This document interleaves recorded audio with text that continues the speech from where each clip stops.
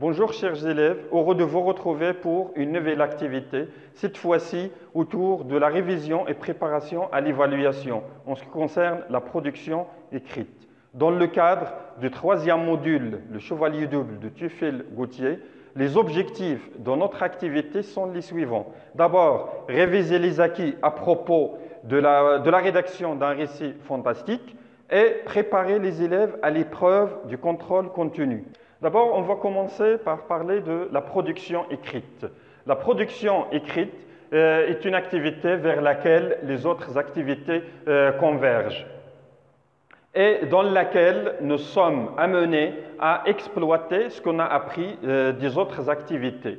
Ces activités diversifiées doivent permettre à l'élève d'être autonome, par exemple les rédactions, les résumés, le compte-rendu de lecture, les réécritures, ainsi que des écrits fonctionnels tels que les rapports, les lettres formelles ou bien le curriculum vitae.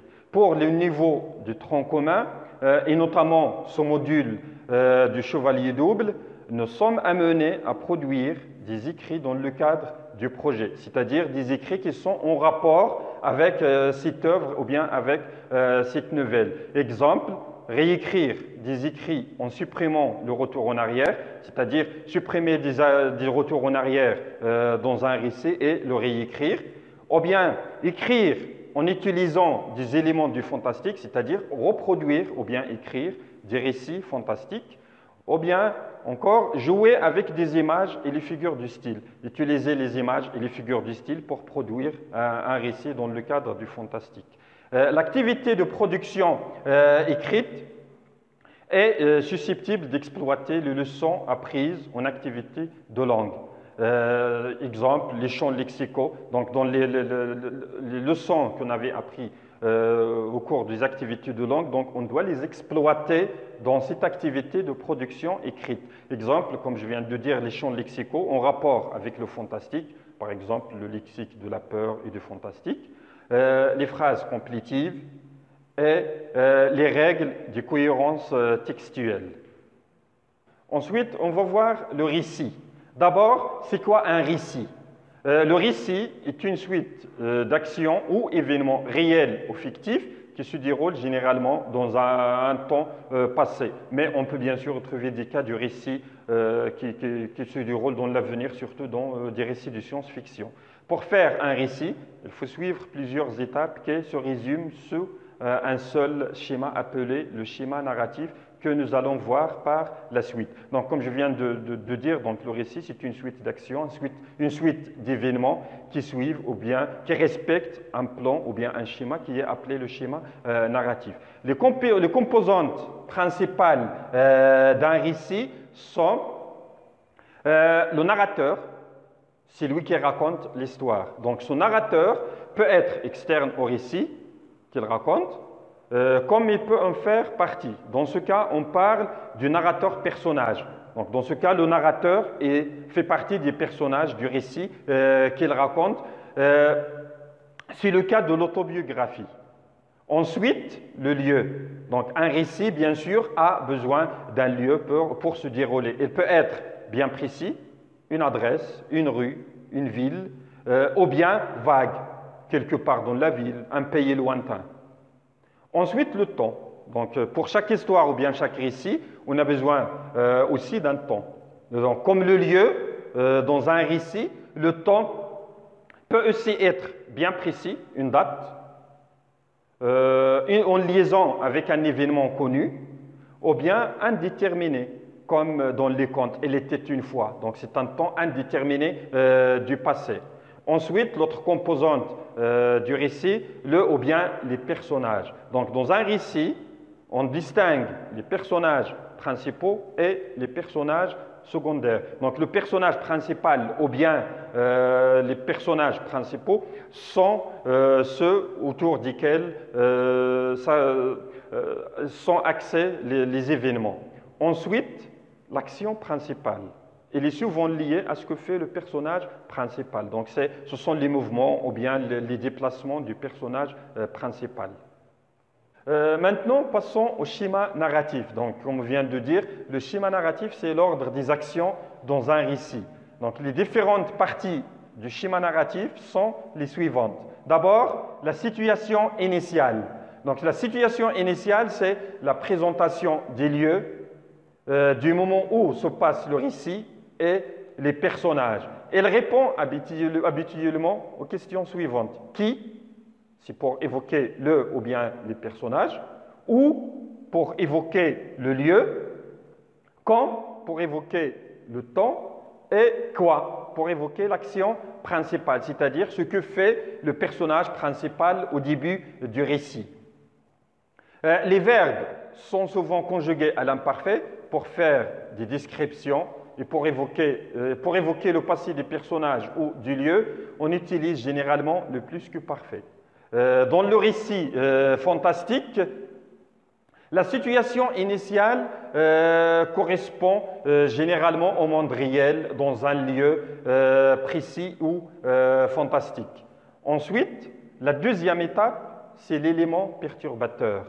Donc, c'est le moment du récit où l'état initial est modifié. Donc, la situation initiale est axée sur la présentation des personnages, le lieu, le temps et l'action principale. C'est une situation qui est calme et stable, mais l'étape suivante, c'est l'élément perturbateur. C'est un événement ou bien un élément qui brise ce calme. Donc, il modifie cette situation initiale. Il apparaît alors un changement des temps des verbes. Donc, on passe vers le passé simple qui sert à mettre les actions en premier lieu et pour passer d'une action à une autre. Dans cette partie, on a une multitude d'actions qui se suivent, donc on utilise le passé simple pour énumérer ces actions. Elle est généralement introduite par un indicateur de temps ou de lieu. Exemple, soudain, tout à coup, c'est là que, et ainsi de suite. On sent l'effet de la surprise. Il s'agit d'un événement qui perturbe le calme du début.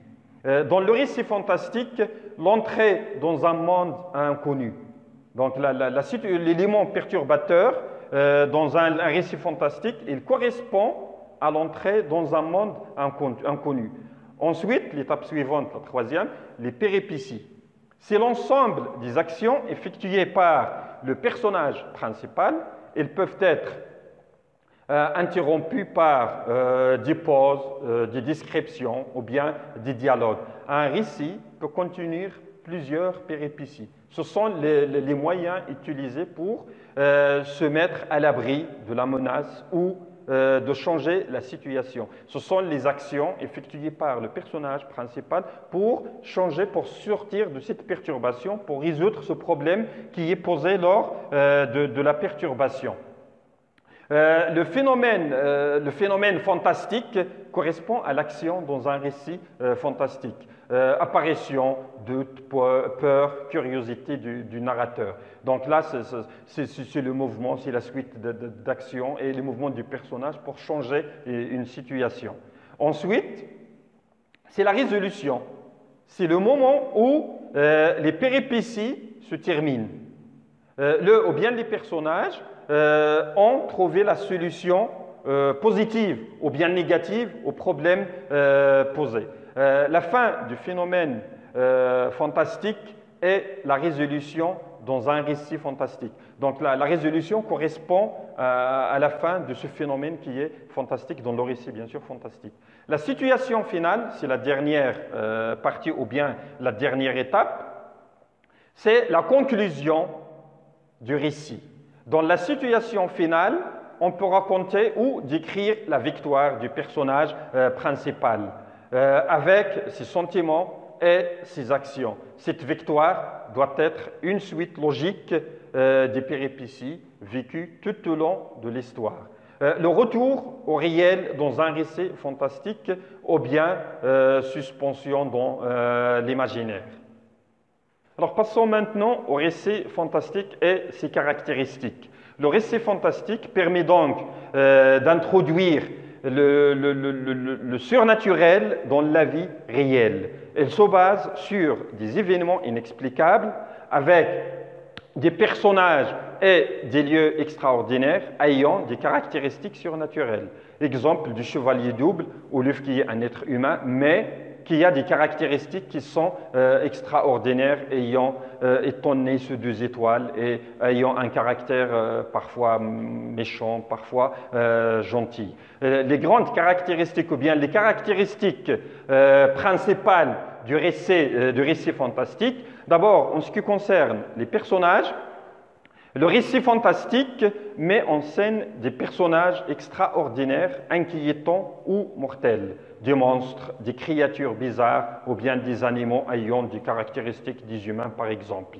Pour le cadre spatial, il y a un mélange entre le réel et l'imaginaire. Exemple, des châteaux, des forêts, des îles. Les champs lexicaux de la peur et du fantastique, du doute sont largement développés. Ils permettent d'exprimer ce que le personnage éprouve. L'atmosphère fantastique est suscitée par l'apparition des objets magiques ou par celle d'un personnage inquiétant et maléfique.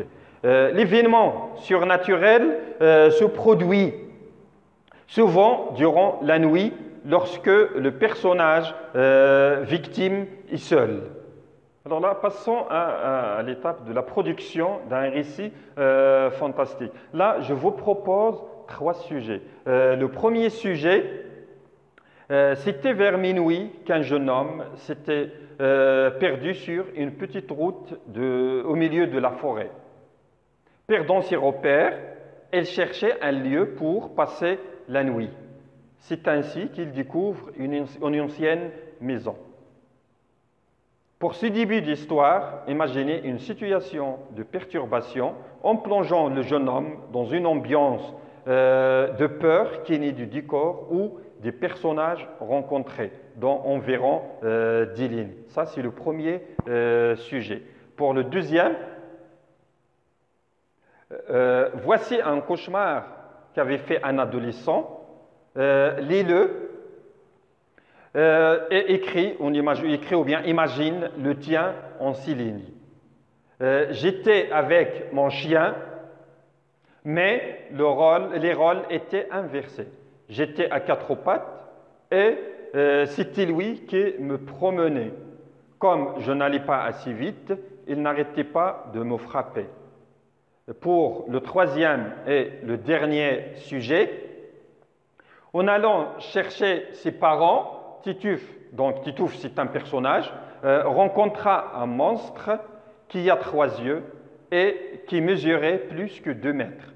Pendant un moment, le jeune resta immobile avant de rassembler ses forces et cria à haute voix, tout en courant à toute vitesse, essayant d'éviter ce danger. Heureusement, son chien était là et se jeta sur le monstre. Alors vous allez imaginer un dénouement en environ 8 lignes à cette histoire. Alors nous allons essayer de travailler sur le premier sujet que je vais vous relire. C'était vers minuit qu'un jeune homme s'était perdu sur une petite route au milieu de la forêt. Perdant ses repères, il cherchait un lieu pour passer la nuit. C'est ainsi qu'il découvre une ancienne maison. Pour ce début d'histoire, imaginez une situation de perturbation en plongeant le jeune homme dans une ambiance de peur qui naît du décor et des personnages rencontrés. Donc, vous allez rédiger votre texte dans environ 2 lignes. Alors, d'abord, on va commencer par définir le personnage principal de notre récit, qui est ici le jeune homme. Donc, le personnage principal de notre récit, c'est un jeune homme. Pour le lieu, c'est sur une petite route au milieu de la forêt. Pour le temps, c'est vers minuit. Et pour la consigne, qu'est-ce qui est demandé? C'est rédiger la perturbation d'un récit fantastique. Donc, nous avons la situation initiale. Donc, nous avons la présentation du lieu, le personnage principal, le temps et l'action, c'est-à-dire ce que faisait ce personnage principal. Et nous sommes invités à rédiger la perturbation, ou bien la deuxième étape du schéma narratif de ce récit, et en faisant la description du cadre spatial et aussi la réaction du personnage principal, comment le personnage principal a réagi dans ce contexte. Alors, on va commencer par les éléments du cadre spatial, c'est-à-dire le lieu, les caractéristiques du lieu. Par exemple, on peut parler d'une maison sans fenêtre, puisqu'on parle du fantastique, de la peur et de l'angoisse. Donc, on peut évoquer une maison sans fenêtre. Il y a l'étoile d'araignée partout, ce qui montre que c'est une maison qui est vieille et qui n'est pas habitée. Elle comporte un sous-sol. Ces murs sont noirs, donc la couleur noire, elle renvoie à la peur et à la terreur. Elle comporte plusieurs chambres, c'est-à-dire que c'est une grande maison, donc plusieurs chambres. Il y a des surprises qui peuvent se cacher derrière ces chambres. Donc lorsque un individu est seul au sein de cette maison, il va éprouver bien sûr la peur et il s'attend à n'importe quelle surprise. Elle est construite en terre, ce qui montre qu'elle est une vieille maison. Elle est isolée, c'est-à-dire il n'y a pas de voisins. Si jamais il y a un danger, la personne ne peut pas être secourue par qui que ce soit. Donc ce sont quelques éléments qu'on peut évoquer de cette maison et qui renvoient à la peur et à l'angoisse. Ensuite, on va parler des sentiments du personnage principal dans ce contexte. Étant dans ce contexte, dans cette maison qui est isolée, donc qui est noire, qui est un peu isolée, il n'y a pas de voisins. Donc, quels sont les sentiments que ce personnage peut avoir? Donc, on peut parler de la peur, il avait peur. Il peut être surpris par des voix, il entendit des voix au milieu de la nuit dans cette maison qui est vide et isolée. Par exemple aussi effrayé par une silhouette qu'il a vue, donc entre autres. Donc on peut bien sûr parler d'autres éléments. Alors maintenant, passons à l'étape de la rédaction. Alors pour les temps verbaux, bien sûr, on va utiliser le passé simple et l'imparfait et le présent de narration. Comme on vient de le dire, le passé simple, c'est pour permettre d'avancer dans les actions ou bien d'évoquer les actions successives. Et pour l'imparfait, bien sûr, c'est pour faire des descriptions, que ce soit des personnages ou bien des lieux. Le présent ou bien le présent de narration, c'est pour donner aux actions un aspect réel et un aspect d'actualité. Le pronom personnel qu'on doit utiliser, c'est la troisième personne du singulier, bien sûr, il, qui renvoie au jeune homme qui est le personnage principal de notre récit. Pour le tableau de synthèse de la production écrite, c'est-à-dire ce qu'on peut appeler aussi le barème, donc on peut le diviser en deux parties. La première partie concerne tout ce qui est en rapport avec le texte et la rédaction. D'abord, la conformité de la production à la consigne d'écriture, c'est-à-dire est-ce que vous respectez la consigne, est-ce que vous avez produit l'écrit correctement, convenablement à ce qui est demandé, autrement dit, est-ce que vous n'êtes pas hors sujet, comme on a l'habitude de dire, et est-ce qu'il y a une cohérence entre vos idées, est-ce qu'elles sont cohérentes ou bien il y a un décalage entre les idées. Ensuite, la structure du texte ou bien l'organisation et progression du texte. Est-ce qu'il y a un enchaînement ou bien une suite logique entre les idées et dans la progression du texte que vous allez produire. Tous ces éléments constituent 50%, donc sur 10 points. Donc ça, c'est ce qui concerne le texte d'une manière globale, ou bien l'architecture et l'organisation du texte. Pour la deuxième partie, c'est ce qui concerne la langue, les critères d'évaluation en rapport avec la langue. D'abord, le vocabulaire utilisé, donc l'usage des termes précis et variés. Est-ce qu'il y a une variation au niveau du lexique et des termes utilisés? Est-ce qu'il n'y a pas beaucoup de répétitions? Ensuite, pour la syntaxe, la construction des phrases, est-ce que les phrases sont correctes? Est-ce qu'elles sont construites correctement? Puis la ponctuation. Bien sûr, un texte doit être ponctué, donc les virgules à leur place, les points à leur place. Donc, est-ce que vous respectez les signes ou bien les marques de ponctuation d'une manière correcte? Puis l'orthographe et l'usage grammatical, c'est le respect des règles, les règles d'orthographe et les règles grammaticales, ce qui concerne les pluriels ou bien l'accord des adjectifs et ainsi de suite. Et la conjugaison, l'emploi du temps. Donc, comme on vient de le dire avant, donc on parlait des temps à utiliser, c'est le passé simple, l'imparfait et le présent de narration. Est-ce que vous utilisez vraiment ces temps ou bien vous utilisez d'autres temps? Donc, il faut respecter ces éléments. Donc, ces éléments, ils constituent 50% au niveau de la note de cette production écrite. Alors, tous ces éléments, vous devez les prendre en considération lors de votre considération parce que lors de la correction, ces éléments sont bien sûr la référence sur le barème qui permet bien sûr de noter chaque production. Donc ça, c'est le repère sur lequel que vous devez respecter bien sûr lors de vos rédactions. Alors là, après avoir parlé de tout ce qui concerne la production écrite et notre sujet, je vous laisse le temps de produire vos textes ou bien vos productions écrites et après on passera à la correction qui consiste à avoir un texte modèle ou bien une production modèle. Alors maintenant, on va passer à voir un exemple d'une rédaction concernant notre consigne. Alors, après hésitation, le jeune homme décida d'ouvrir la porte et entra. Alors que, comme vous remarquez ici, on a utilisé le passé simple dans le verbe décida et entra. Donc, ce sont des actions qui se suivent. Tout de suite, il constata que la maison n'avait pas de fenêtre. Donc là, il constata, c'est toujours le passé simple, n'avait pas, c'est l'imparfait pour évoquer la description de la maison. Et les toiles d'araignée sont partout. La maison avait un sous-sol et les murs étaient noirs à cause de la fumée.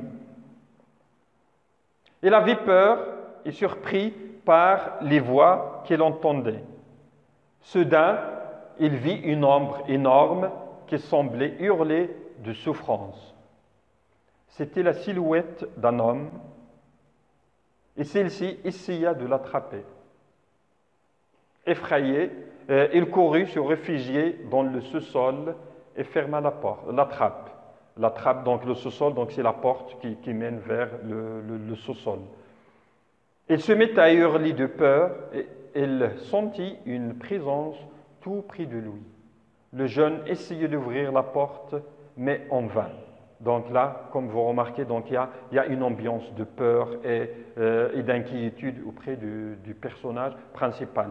Comme je l'avais déjà dit, donc on a utilisé les temps du récit, le passé simple et l'imparfait, et un peu le présent, et un peu le lexique de la peur et de l'inquiétude. Alors, pour finir, donc, je profite de l'occasion pour vous rappeler de l'importance de l'activité de production écrite comme étant la dernière des activités dans le parcours, bien dans la séquence. Donc, elle mobilise les autres activités. On ne peut pas faire de bonnes productions écrites si on ne suit pas correctement l'activité de lecture et celle de langue et celle de l'activité orale. C'est-à-dire que les autres activités, ils convergent vers cette activité et elles la préparent. Et pour vous, il faut lire. Pour écrire de bonnes productions écrites, il faut maîtriser les règles de la langue, pour les appliquer lors de la production ou bien lors de l'écriture, et il faut lire. Il faut lire et lire, et pas seulement lire dans le cadre scolaire, mais il faut que vous ayez l'habitude de lire en dehors de l'école. Lire à n'importe quel moment, il faut lire. Du moment qu'on a l'habitude de lire, donc on écrit facilement. Ceux qui lisent beaucoup, ils écrivent mieux. Donc il faut que vous ayez cette habitude, même pendant les vacances, il faut avoir cette habitude de lire tout le temps pour d'abord l'utilité de la lecture. Elle vous permet de faire de bonnes productions écrites. Elle vous permet aussi de mieux maîtriser la langue. La langue en général, pas seulement les règles, mais la langue en tant qu'activité, ça développe vos compétences communicationnelle. On ne peut pas parler une langue correctement sans lecture. Donc la lecture est la base de l'apprentissage d'une langue, surtout dans notre situation, sachant que le français est une langue étrangère dont on n'a pas l'occasion de rencontrer en dehors de l'école et de la lecture. Ce n'est pas comme les langues maternelles ou bien les langues qu'on parle quotidiennement dans notre vie ordinaire. Alors que le français, si on ne lit pas, on n'aura pas l'occasion d'être en contact avec cette langue qui est une langue étrangère. Sur ce, je vous remercie de votre attention et à très bientôt.